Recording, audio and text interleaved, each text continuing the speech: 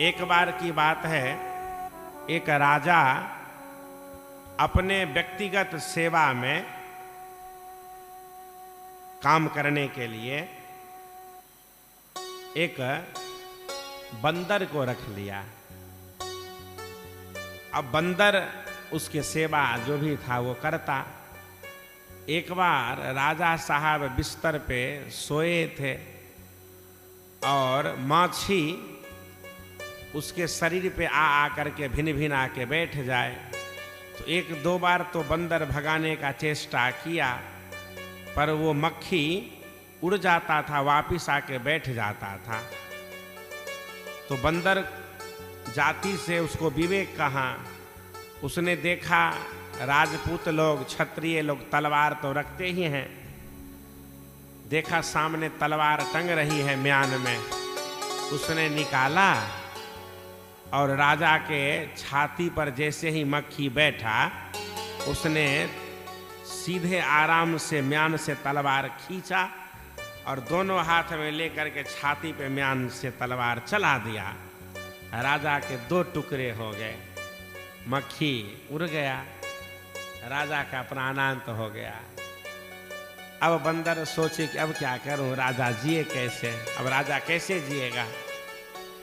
तो अच्छे लोगों को अगर आप अपना सचिव नहीं बना के रखेंगे तो वो जीवन में ऐसे ही कार्य कर देंगे। एक बार, कई बार आप किसी को सीख देंगे तो लोगों को बुरा लगता है कि इसने हमको क्यों ये बात बताया। एक बया नाम की पक्षी अपने बाल बच्चे के साथ सुंदर वन में घोंसला बना करके रहती थी।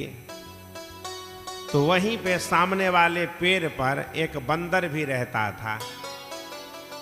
तो बरसात का मौसम आया, बारिश होने लगी, तो बया नाम की जो पक्षी थी उस घोंसले में अपने बाल बच्चों के साथ आनंद से रह रही थी।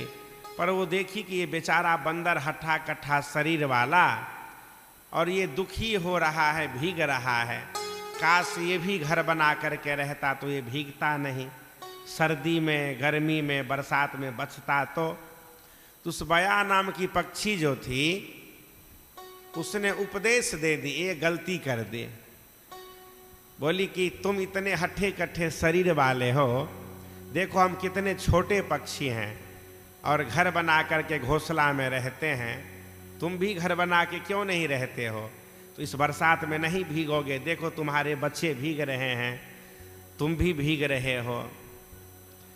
उस बंदर ने कहा कि अभी बरसात रुकने दो कथावाचक जी, अभी आपको हम उपदेश का उत्तर देते हैं। बारिश रुकी, बंदर आया, उस बया नाम के पक्षी के घर को उजाड़ पुजार के फेंक दिया।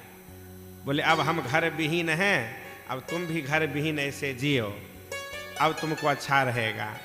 तो कई बार क्या होता है, कुसंगी जीव को आप उपदेश भी देंगे तो उसे बुरा लगता है, अच्छा नहीं लगता है।